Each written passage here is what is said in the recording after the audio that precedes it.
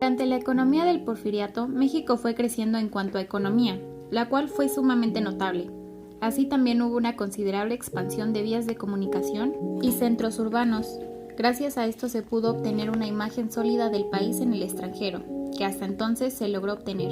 La ley de la época del Porfiriato en relación a la economía afectó alrededor de 40 millones de hectáreas y fue conocida como Ley de Deslinde y Colonización de Terrenos Baldíos, ya que ni siquiera los auténticos dueños pudieron hacer valer sus derechos como propietarios legítimos. Estos terrenos fueron ocupados por los colonos extranjeros o mexicanos para construir grandes compañías y con las que el gobierno establecería contratos millonarios. En el mercado nacional, la producción agrícola se encaminó más a satisfacer la demanda de materia prima y bienes de consumo del mercado exterior, que a cubrir las propias necesidades del mercado interno. Alimentos como lo son el maíz y el chile fueron llevados fuera del país. El mezcal, el tequila y el pulque se pudieron desarrollar a nivel comercial. El Porfiriato fue el periodo histórico en que México estuvo bajo la dictadura de Porfirio Díaz entre 1876 y 1911. Con el Porfiriato, la economía mexicana se adentró a la fase capitalista en sus diferentes áreas de producción, las cuales fueron incorporadas en mayor o menor medida al sistema económico de los países industrializados. En aquella época, México tuvo que depender de países desarrollados para poder integrarse al proceso capitalista de producción. Se sabe que Porfirio Díaz fue un dictador en México, pero gracias a su dureza pudo conectar a todo el país y por supuesto mejorar la infraestructura de las comunicaciones para que la economía pudiera crecer en el país. En aquella época de la economía del Porfiriato, era mucho el interés de los países desarrollados en invertir en países como el nuestro, que era rico en recursos naturales pero pobre en dinero y tecnología. Empresarios estadounidenses, ingleses, alemanes y franceses invirtieron capital en tecnología en México durante la economía del Porfiriato. La historia comienza en 1876, en el año en que Porfirio Díaz llegó al poder, y con este la continuación del plan capitalista que había comenzado Juárez. Pero el problema era que la perspectiva del presidente, o sea, Porfirio Díaz, era muy diferente a la que tenían los presidentes pasados. Este decía algo como que iba a crear un sistema a través de la inversión extranjera y la mano dura, o en mi opinión, opresión en muchos aspectos. Luego de las inversiones extranjeras, México finalmente encontraba la paz, a pesar de la división política, y por fin México se encontraba en medio de un panorama mundial, en pleno auge del imperialismo capitalista. Y esta se caracteriza por el establecimiento de las relaciones de dominio indirecto, sobre todo en lo económico, entre potencias desarrolladas y los países atrasados tecnológicamente. En pocas palabras, el imperialismo es la forma de colonización de las potencias capitalistas que inició aproximadamente en 1870. Regresando al tema principal, que es el gobierno de Porfirio Díaz, este se basaba en consolidar la paz mediante el sometimiento del pueblo y el fortalecimiento de los poderes del gobierno, la iglesia y el capital privado, y esto era básicamente con el objetivo de crear un gobierno central fuerte que controlara la nación mediante la red de ferrocarriles y telégrafos.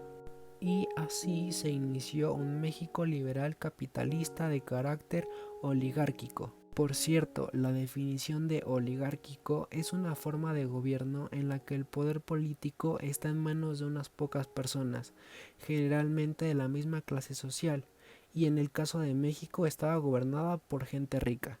Al mismo tiempo que iniciaba la presidencia de Porfirio Díaz, comenzaba también la segunda revolución industrial en el resto del mundo. Y esto es súper importante ya que México era poco industrializado y la abertura de capitales extranjeros era la única manera de acceder a la nueva dinámica mundial. Por cierto, nuestra región era dominada económicamente por los intereses y la expansión de Estados Unidos, Francia e Inglaterra. Durante el Porfiriato se abrió el país a la inversión extranjera y se subordinaron las actividades del campo, la minería, la electricidad, la banca y el comercio, y el petróleo. completamente a los privados, mientras que el gobierno se encargaba de cobrarles pocos impuestos y al mismo tiempo resguardar sus intereses. Con el tiempo llegaron otros países y le dijeron a Porfirio Díaz que México era muy bonito, pero que no había esclavos, a lo que él respondió que había mucha gente en México y que había muchas personas que podían trabajar todo el tiempo y prácticamente da gratis y sin quejarse. También es súper importante recalcar que en 1876 México era un país en quiebra y endeudado. También estaba dividido y las pequeñas poblaciones en general estaban descomunicadas. Las personas eran analfabetas y por lo general solo se dedicaban al campo. Y en el campo dependían mucho de la fuerza de los animales y también del clima. La minería estaba estancada y había muy poco comercio, y eso únicamente en los puertos, o sea que eran muy pobres.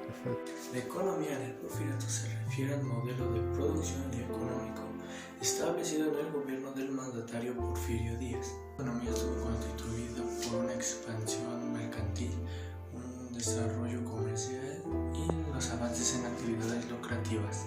Durante esta etapa México transitó de un estado precario a uno capitalista. La minería, la industria y las telecomunicaciones se desarrollaron rápidamente. Por primera vez en la historia México se convertía en exportador de productos agrícolas y ganaderos. Mientras que las clases altas tuvieron un auge económico y cultural, llegaron a vivir en condiciones iguales a las sociedades europeas debido al afrancesamiento de la población mexicana. La clase media se dedicaba a las labores como la industria, el comercio y las artesanías, así como otros trabajaban en niveles de empleos públicos, accediendo a una mejor vida que la clase baja. La clase baja estaba compuesta por la mayoría de la población, tales eran como campesinos y obreros. Las duras jornadas laboreras apenas alcanzaban para abastecer la comida básica, que era el frijol, maíz, chile, calabaza, entre otros. Y esa era la comida de la mayoría de la población mexicana.